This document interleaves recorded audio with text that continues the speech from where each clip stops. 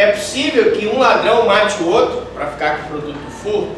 Né? Nós vimos aí no caso do assalto do Banco do Brasil uma coisa interessante. Você sabe que o recurso, o dinheiro do Banco do Brasil não foi recuperado porque, segundo informações, investigações estão sendo feitas, do Banco Central, exato, que foi o maior assalto a Banco do Brasil, aconteceu em Fortaleza. E esse dinheiro não foi recuperado simplesmente porque... O que foi que aconteceu? Policiais corruptos. Os policiais corruptos estão extorquindo, eles prendem as pessoas envolvidas, que estão com o dinheiro. Em vez de tentarem recuperar o dinheiro, eles estão atrás do dinheiro. Eles estão extorquindo as pessoas que roubaram o Banco Central. Isso é um absurdo, não é verdade? Mas, enfim, nesse caso, se ele mata a única testemunha, ou se ele rouba ou mata o próprio comparsa para ficar com o produto do roubo, não há dúvida nenhuma que nós vamos ter um homicídio qualificado.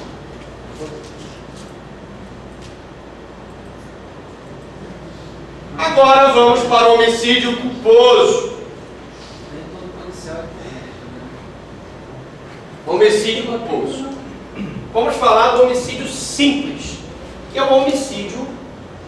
Se o homicídio é culposo, previsto no artigo 121, parágrafo 3º, a pena, nós já sabemos, é de detenção de 1 a 3 anos. Vejam, qual é o detalhe importante aqui no homicídio culposo? Primeira situação. Ele é um crime de médio potencial ofensivo, porque a pena máxima é superior a 2 anos, mas a pena mínima não é superior a 1. Portanto, é um crime de médio potencial ofensivo.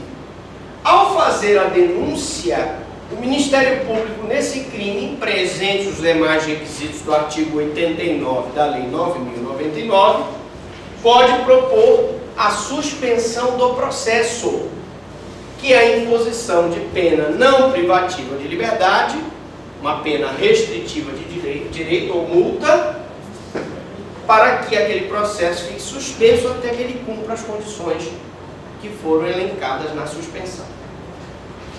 Outra questão interessante é que ele é afiançável, a fiança é concedida pelo delegado de polícia. Agora prestem atenção, para vocês não se confundirem. Esse homicídio culposo que vocês estão vendo aqui, ele não tem nada a ver com o homicídio culposo praticado mediante a direção de veículo automotor. Se a pessoa pratica um homicídio culposo na direção de veículo automotor, ela não incide no artigo 121, parágrafo 3º. Ela vai incidir no artigo 302 do Código de Trânsito Brasileiro. Atenção! Então veja, esse homicídio aqui é um homicídio que acontece desde que não haja, presta atenção, desde que não seja praticado na direção de veículo automotor. Se ele for praticado na direção de veículo automotor, ele é homicídio tipificado no Código de Trânsito. Tem uma questão do exercício que eu botei para vocês, em que os alunos do semestre passado todos erraram, porque pensavam que era o artigo 121, parágrafo 3º. Na verdade, ele era um homicídio praticado na direção de veículo automotor, portanto, 302 do Código de Trânsito Brasileiro. Professor, e a mesma pena? Não, as penas são diferentes. Qual? O que temos aqui? Homicídio culposo qualificado. Homicídio culposo qualificado é o que está previsto no artigo 121, parágrafo 4. Nós já explicamos, agora vamos esmiuçá-lo um pouquinho mais. Primeiro, no homicídio culposo, a pena é aumentada de 1/3 se o crime resulta de inobservância de regra técnica de profissão, arte ou ofício. É o caso do médico que deixa gás dentro do paciente que falece. Eu poderia citar o caso do médico que deixou um instrumento cortante dentro da barriga do paciente. É o caso do médico que, ao abrir o paciente, fazendo uma intervenção cirúrgica para fazer uma operação no coração, não sutura corretamente uma das artérias e o paciente vem a falecer em virtude de hemorragia interna. Nesse caso, todos esses casos, nós vamos ter um homicídio culposo, que vai ter um aumento de 1/3 da pena, porque ele resulta de uma observância de regra de profissão, arte ou ofício.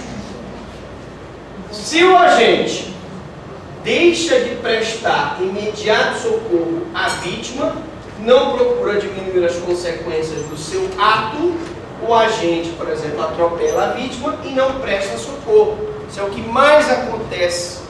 Nós tivemos um caso de um velhinho que estava atravessando lá uma rua lá em Conceição do Araguaia, passou um caminhão, atropelou o velhinho, ele viu que tinha atropelado, fugiu e, para a infelicidade da polícia, não conseguiram pegar a placa do caminhão. Eu queria fazer aqui uma pergunta para vocês em relação a esse item aqui. Vocês sabem que deu na imprensa que o responsável pela aeronáutica acabou pela primeira vez admitindo que pode ter havido uma falha de um dos controladores de voo aqui de Brasília. No caso do acidente que envolveu o Legacy e o avião da Gol, houve uma falha de um desses controladores. Meus amigos, a seguinte situação: um controlador teria dito para o outro, na hora que ele estava saindo do seu plantão, que o Legacy estava a 36 mil pés, quando na verdade o Legacy estava a 37 mil pés, ou seja, a mesma altura do avião da Gol. Eu pergunto, morreram 154 pessoas. O último foi indicado agora há pouco. Muito bem. O que acontece aqui? Eu poderia imputar, atenção, poderia imputar ao controlador de voo o homicídio culposo, porque ele não teve a intenção de matar, mas ele inobservou regra técnica de profissão, arte ou ofício. Ele não era um controlador de voo? Ele não tinha a obrigação de controlar o nível em que os aviões, as aeronaves trafegavam no espaço aéreo brasileiro? A partir do momento em que ele não observa essa regra técnica de profissão, ele pode ser acusado de homicídio culposo? Sim ou não? Sim. Sim, teoricamente sim. Se ficar provado, e a polícia está investigando, que um desses controladores inobservou a regra técnica e forneceu uma informação errada que levou os dois aviões a colidirem, não há dúvida nenhuma de que esse controlador, infelizmente, poderá ser denunciado por homicídio culposo. Mas vem cá, os dois pilotos do Legacy, eles estavam autorizados a permanecer nos 36 mil pés? Estava autorizado. Eles foram, segundo a informação, eles estavam a 37 mil pés, deveriam ter baixado para 36 mil pés. Então eles foram informados. Como um dos controladores deu a informação errada para a torre de comando, na verdade ele não estaria na mesma altura do avião, ele estaria abaixo, quando na verdade ele estava na mesma altura, por isso que eles colidiram.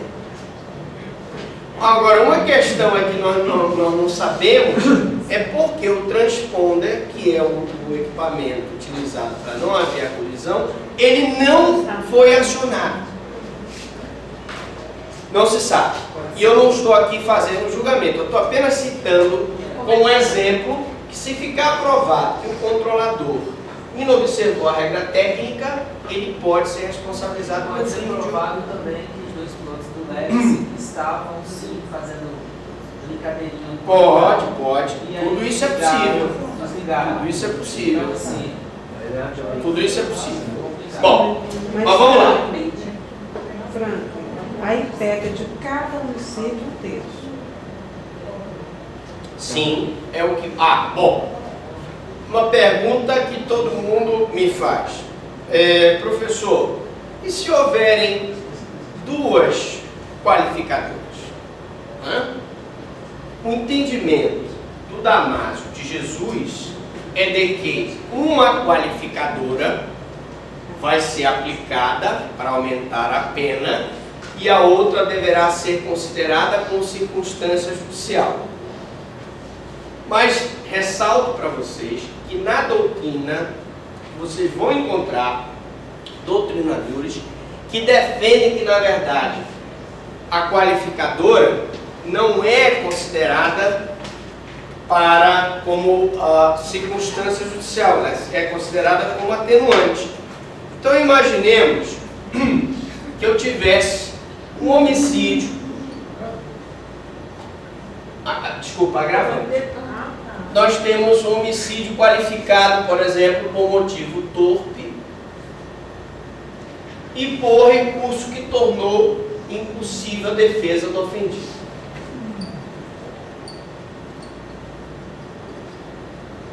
Bom, aqui não há dúvida nenhuma que eu tenho um homicídio qualificado.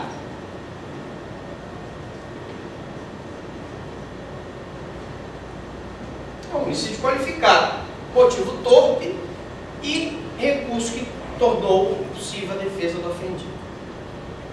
Aí você me pergunta, vai aumentar a pena para cada um? Nesse caso, do homicídio qualificado, que nós temos a pena de 12 a 30 anos, uma circunstância vai qualificar o homicídio e a outra circunstância, segundo o Damásio, vai ser considerada como circunstância judicial. Para o resto da doutrina seria uma agravante. Ou seja, no caso de um homicídio qualificado, eu tenho uma circunstância que qualifica e a outra ou funciona como circunstância judicial ou funciona como agravante. Bom, nesse caso aqui, ele pode ter praticado o homicídio culposo mediante inobservância de regra técnica e deixado de prestar, por exemplo, imediato socorro à vítima. E aí, como é que faz? Como é que fica a aplicação dessa pena? Porque nesse caso é impossível o socorro à vítima. Ele não entraria com isso. Não, mas ele não procurou diminuir as consequências do seu. Não tinha como. Se ele passou essa informação... Não, eu não estou citando nesse caso. Imaginemos que é uma pessoa que está ensinando o outro a dirigir. Ele tem não só que observar a regra técnica da profissão dele, instrutor de veículos, como ele também tem que prestar socorro à vítima. Aí ele vai com o carro com a pessoa bate o carro, bate a sua cabeça, tem traumatismo craniano, ele foge, não presta imediato socorro à vítima. Nós teríamos aí a inobservância da regra técnica, nós teríamos também a ausência de prestação de socorro. Como é que fica a aplicação da pena desse crime? Tipifica aí como um qualificador e o outro como agravante ou segunda judicial. Nesse caso, havendo duas circunstâncias que qualificam o homicídio culposo, uma vai servir como qualificadora e outra vai servir ou como circunstância judicial ou como agravante. De qualquer maneira, sabe, os dois casos aí é coerente, porque o objetivo é não ter dupla punição. Exatamente. É um bis in idem. Tá bom? Beleza? foge para evitar prisão em flagrante. O agente foge do local do crime para não ser preso. Nós tivemos um caso de uma moça que vinha dirigindo, segundo que ela me contou, vinha dirigindo o seu veículo, tinha acabado de sair do sinal, a 30 km por hora, 20, 30 km, não estava correndo, e uma criancinha se desprendeu do braço da mãe, foi para frente do veículo, ela bateu. Na hora que ela bateu essa criancinha, formou-se aquela confusão, aquele tumulto, e avançaram para cima do carro dela. Ela, com medo de ser exatamente de ser agredida, fugiu para evitar a prisão em flagrante. Nesse caso, vocês acham que tipificaria esse inciso aqui? Não. Não? Não. Alguém acha que sim? Eu acho Não. Se ela conseguir provar que ela A vida dela.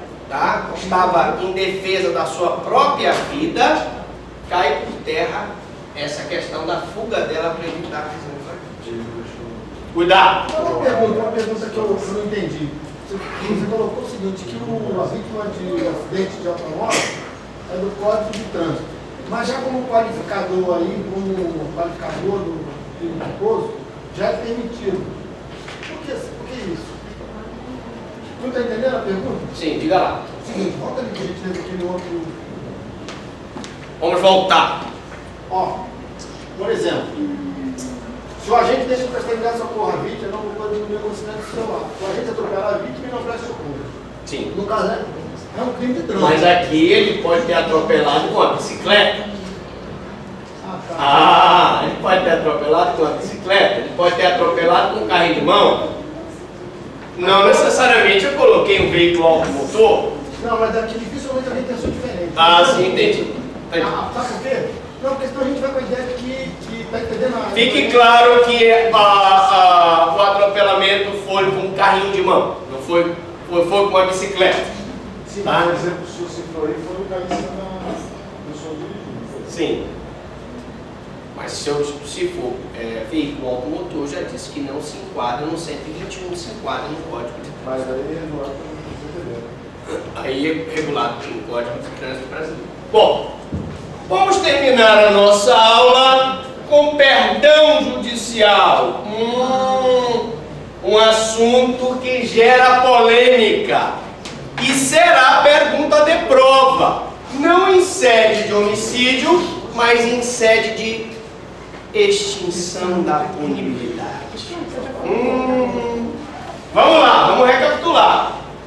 O perdão judicial pode ser concedido no homicídio culposo se as consequências da infração atingirem o próprio agente de forma tão grave que a sanção penal se torne desnecessária. Eu citei aquele caso do cidadão que vinha dirigindo na estrada lá de Araguaína, passa um boiadeiro com seu cavalo e atropela, mata o cavalo, mata o boiadeiro, a mulher morre e ele e o filho fica paraplégico. Bom, seria interessante punir esse cidadão, que já foi pela lei de Deus punido 2 vezes? Acho que não. Por isso é que se criou o perdão judicial. Mas o que vai cair na prova de vocês é justamente a natureza jurídica do perdão judicial. Olha só, o perdão judicial, deixa eu colocar uma canetinha mais forte, essa aqui está para lá de Bagdá. O perdão, melhorou agora? Perdão judicial.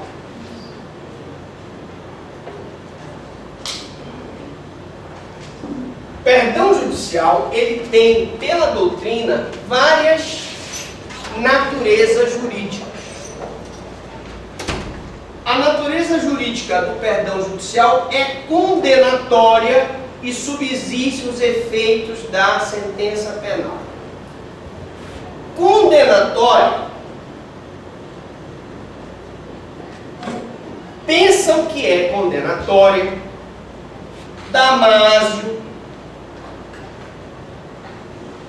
por exemplo, Supremo, Mirabete, etc. Eles pensam que é condenatória, consequentemente, subsiste o lançamento do nome do réu no rol dos culpados e sua responsabilidade nas custas processuais. Outros doutrinadores dizem que a sentença é absolutória.